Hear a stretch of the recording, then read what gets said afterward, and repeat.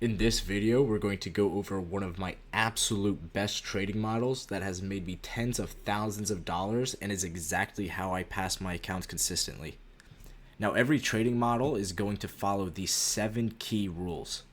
So for my Kairo trading model, which stands for the perfect moment model, the market needs to be in a trending market. We want to avoid consolidations. My entry comes around at 9:30 to 10:30 with the main focus on being pre-macro, so before 9:50. We focus on low time frame stop runs that move into higher time frame PD arrays. The higher time frame PD array will negate that lower time frame market structure shift. Once that price trades up into the higher time frame PD array, what you want to do is check the correlated asset. So for the NASDAQ, it's ES. If ES fails to make that higher high into that high time frame PD array, and NQ closes below that BISI that was used trading up into the stop run, then you have a high probability SMT that forms. This is exactly how we gauge order flow and price. We see what's being respected and what's being disrespected. So once we see the disrespect of that BISI and that close below, that's our confirmation that order flow has flipped back bearish, and now we can comfortably take a short either on the confirmation, or as price trades lower, it creates a SIBI, and then we get to target the high time frame draw. Our main goal is to never hit a home run trade every single day. One day should never make or break you. When you do that, your emotions are going to be so elevated, you're going to be fearful to enter a trade. So to prevent that, we only risk 10% of whatever that account stop loss is. So now let's look at a few examples of how to properly manage this. So this is exactly what that model looks like. In here, we have relatively equal highs, which trade up into a higher time frame SIBI. This higher time frame SIBI negates the market structure shift here. And for all of you pattern traders that trade the 2022 model, this is exactly why you lose every time. This BISI in here, which you're longing, is expected to become an inversion because of this. This higher time frame SIBI negates the market structure shift. Confirmation appears as soon as we close below that inversion, and the best inversion fair value gaps, price is going to stay below 50% of them. So you can either enter on the confirmation, on the retest, or a SIBI inside of that price leg lower to the high time frame draw. And here's that exact model in a bullish scenario. So price is rallying towards the drawn liquidity, and when you see price do that, it rallies in the direction of your draw and then has a short-term retracement. You know that that draw is going to be correct, because what this is doing is it's generating more buy-side liquidity to be ran after this retracement is complete. So price retraces lower, takes out this low into the higher time frame BISI. SMT, price negates the market structure shift, closes above the inversion, which tells you order flow is not bearish any longer. You can enter on the closure, on the retest, or on a fair value gap in this price leg, and then target that draw on liquidity. So here's a really clean example of that. We have the hourly fair value gap below here, which aligns with 50% of the opening range gap. We have a bunch of sell stops resting below here. All this is doing is it's building liquidity. Building liquidity within the line of the high time frame draw. We see price rally up higher, stops out everyone who trailed their buy stops above these highs. Shorts are hurt, people are getting long. Now we have a closure above this high, and this is where a lot of influencers will tell you that's how you know if it's a turtle soup or not, if it closes above that high. That's not true at all. Don't listen to them and unfollow them. The hourly fair value gap negates this market structure shift all throughout here. It drops, trades into the SIBI. If that's too scary for you to enter on, we have confirmation right here. That confirms that price is bearish and no longer bullish. We drop first presented fair value gap as an institutional order flow entry drill, and we quickly run to that 1 hour fair value gap below.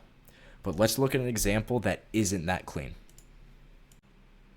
So here's an example where we don't have a higher time frame PD array, but we're gauging the order flow inside of this price. So we trade up into this inefficiency that was left for us during New York pre-market session.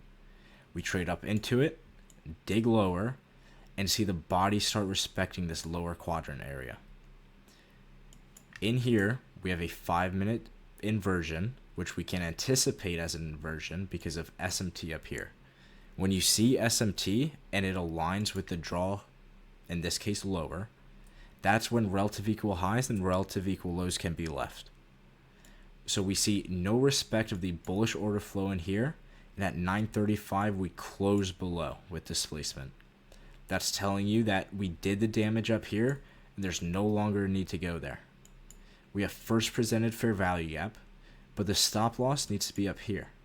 Why does that rule happen for us? That's a rule because right above that, during the time, we see price trade back up into that inversion, but that's also aligned with that 3-minute SIBI, which you can look at in your own chart. We see price drop, trade up one more time, perfectly delivering to that high, retest it again right before the macro, and drop lower. Here we see pre-market put in a swing high, which aligns with the draw being New York lunch high from the previous day. Pre-market drops, takes the sell side liquidity from previous daily low, rallies up higher, and forms relative equal highs. We know that any movement away from these highs is going to be manipulation because all it's doing is it's generating more buy side. More people are going to be interested in shorting here. Price rallies up, forms another relative equal high, tipping its hand to you, saying anything from here is manipulation. On this candlestick at 9:33, you see a strong displacement lower that closes below that swing low. Is that a market structure shift? Of course not, because it's being negated by that 30-minute BISI. This is where every influencer and every trader you learn from gets it wrong. They don't know what they're talking about. We have first presented fair value gap, which we can anticipate being an inversion, but we get confirmation here and even here at 9:49. We have SMT, 950 during the macro, trades back into that first fair value gap, doesn't even get to 50%. That's showing you the strength. Then rallies away higher. The key thing with trading is it has to be personal to you.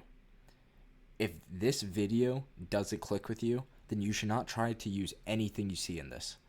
But if it clicks with you, go into your chart and backtest it. See how it works.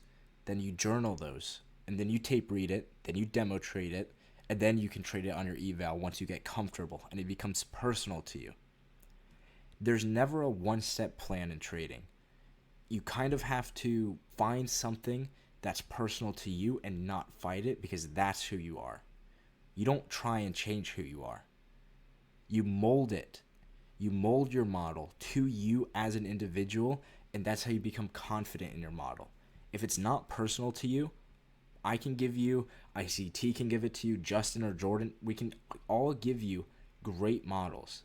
But if it's not personal to you and you don't do the work to go find it in old charts, to get accustomed to it, to love it, you're never going to succeed with it. And that's the main issue every trader faces. They're too fucking lazy to go do anything and to go learn it properly. So go demo trade, go backtest, go journal before you try and rush into something. Because that's what I did, and I did that completely wrong. I just jumped right into it. Don't make that same mistake.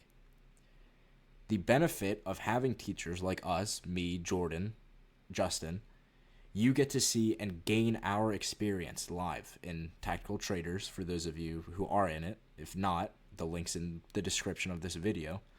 But you can watch us trade live. You can see us use these models live. You get to see how we manage trades, how our emotions are, when not to trade.